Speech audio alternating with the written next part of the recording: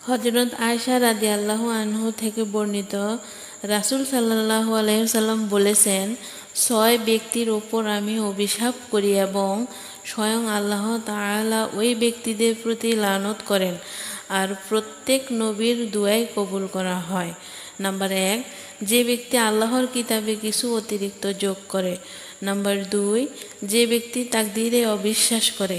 Number 3, যে ব্যক্তি এই উদ্দেশ্যে জোর করে ক্ষমতা দখল করে যে আল্লাহ যাকে অপমান করেছেন তাকে সে যেন সম্মান দান করতে পারে, এবং আল্লাহ যাকে সম্মান দান করেছেন তাকে যেন অপমান করতে পারে।